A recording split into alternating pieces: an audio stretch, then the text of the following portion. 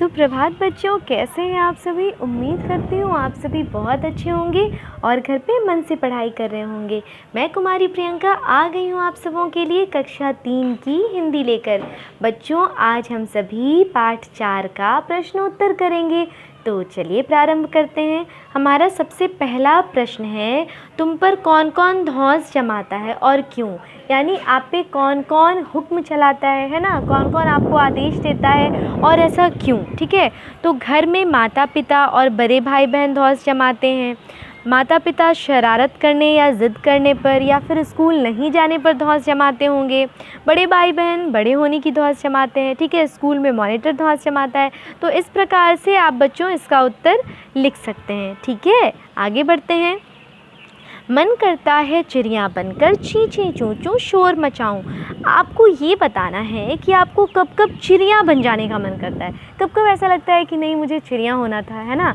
तो आपको ये बताना है। तो बच्चों, आप इसका उत्तर अपने मन से भी लिख सकते हैं। मैंने भी यहाँ लिखा है कि मेरा मन तब चिड़िया बनने को करता है जब मैं चिड़िया को प्रसन्नता से, ठीक है, खुशी से, प्रसन्नता से चींची चूँ चूँ करते शोर मचाते हुए देखती हूँ। मैं जब चिड़िया को घर के आंगन में दाना खाते देखती हूँ तब मेरा भी मन चिड़िया बन जाने को करता है, स्वच्छंद आसमान में उड़ने को करता है ना, स्वतंत्रता पूर्वक आसमान में उड़ने को करता है, दूर दूर तक घूमने को करता है। आप अपने मन से कुछ भी लिख सकते हैं इसमें, अगर आपको ऐसा लगता है तो। ठीक है, अगर आपको चिड़िया बनने का मन करता है तो आप लिख सकते हैं। आगे बढ़ते हैं बच्चों। अगला प्रश्न क्या है। अगला प्रश्न है, कौन किस पर अकड़ जमाता होगा। कौन किस पर अकड़ जमाता होगा, यानी कौन किस पे आदेश जमाता होगा, हुक्म चलाता होगा, या फिर कौन किससे ज़्यादा ताकतवर होगा। इसको आप ऐसे भी समझ सकते हैं। तो आसमान में बाज जो है, आसमान क्वेश्चन है यहाँ पे, आसमान। ठीक है, आसमान में कौन किस पर अकड़ जमाता होगा। तो आप लिख सकते हैं आसमान में बाज पक्षियों पर अकड़ जमाता होगा, है ना। आप अपने मन से और भी कुछ लिख सकते हैं कि आसमान में चांद सभी तारों पर अकड़ जमाता होगा। जंगल में तो जंगल में शेर बाकी जानवरों पर अकड़ जमाता होगा। नदी में तो नदी में मगरमच्छ, है ना, मगरमच्छ मछलियों पर अकड़ जमाता होगा।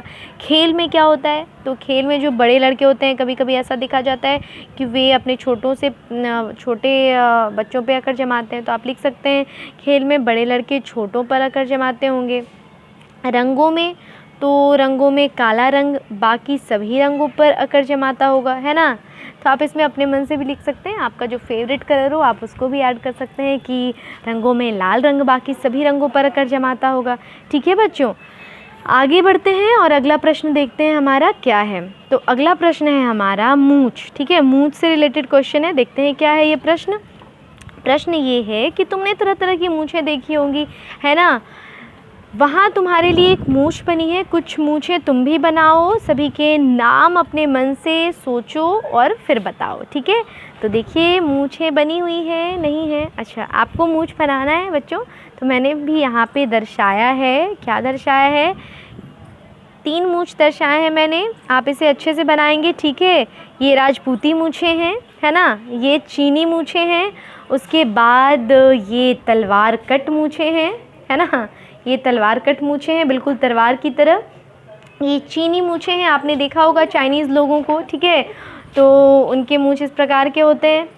तो आगे बढ़ते हैं बच्चों। अगला प्रश्न क्या है। अगला प्रश्न है कि तुम्हारे घर और स्कूल में किसका क्या करने का मन करता है। ठीक है, तो आप इसे अपने मन से लिखेंगे, है ना, अपने दोस्तों का नाम लिखेंगे और उनका मन क्या करने को करता है। अपने दोस्तों का नाम लिखेंगे और ये लिखेंगे कि उनका मन क्या करने को करता है।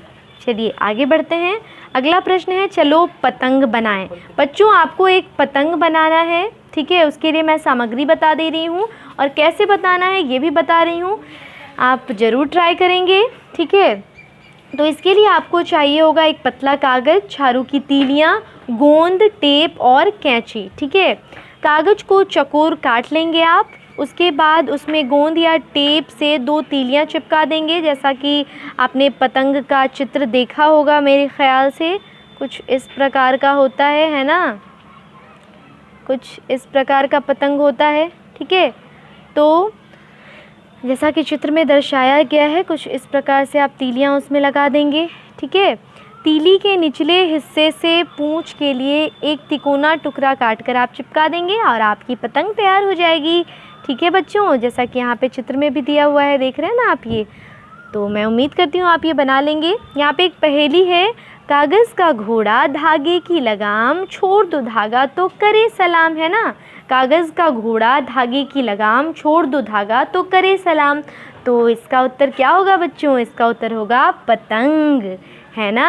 आगे बढ़ते हैं, अगला प्रश्न क्या है? अगला प्रश्न है, सूरज आसमान में दौड़ क्यों लगाता होगा? तो उत्तर लिखिए इसका कि सूरज आसमान में सारे संसार को प्रकाश देने के लिए दौड़ लगाता होगा। सूरज आसमान में सारे संसार को प्रकाश देने के लिए दौड़ लगाता होगा। अगला प्रश्न है बच्चों, चिड़िया शोर क्यों मचाती होगी? ठीक है, तो चिड़िया प्रसन्नता से सुबह सुबह शोर मचाती होगी। या फिर आप ये भी लिख सकते हैं कि सुबह सुबह जो लोग सोए हुए हैं उन्हें जगाने के लिए शोर मचाती होगी, है ना बच्चों। आगे बढ़ते हैं, अगला प्रश्न है, चंदा तारों पर क्यों अकड़ता होगा? तो आप इसका उत्तर लिखेंगे कि चंदा का प्रकाश अन्य तारों से अधिक होता है, इसीलिए वह तारों पर अकड़ता होगा। दादा घर में कैसे धौंस जमाते होंगे? तो आप इसका उत्तर लिख सकते हैं, दादा घर में सबों को आदेश देकर धौंस जमाते होंगे। टोका टोकी का मतलब भी वही होता है, एक तरह से आदेश देना, हुक्म चलाना है।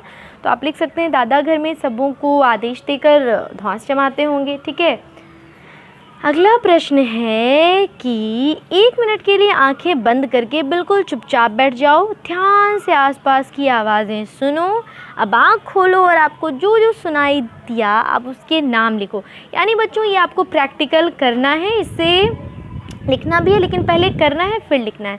आप पहले चुपचाप से बैठेंगे कुछ देर के लिए, 1 मिनट के लिए, और आपको ध्यान से सुनना है कि आपको क्या क्या सुनाई दे रहा है। और आपको जिस भी चीज़ की आवाज़ सुनाई दे रही है ना, आप उसका नाम लिखेंगे। तो मैं उम्मीद करती हूँ इस प्रश्न का उत्तर आप खुद से करेंगे। ठीक है, तो चलिए आगे बढ़ते हैं। अगला प्रश्न है, इनमें से कौन कौन बहुत शोर मचा रहे थे? यानी जब आप आँख बंद करके आवाज़ सुन रहे होंगे तो आपको ये भी ध्यान देना है कि कौन सी ऐसी आवाज़ है जो सबसे ज़्यादा शोर मचा रही है।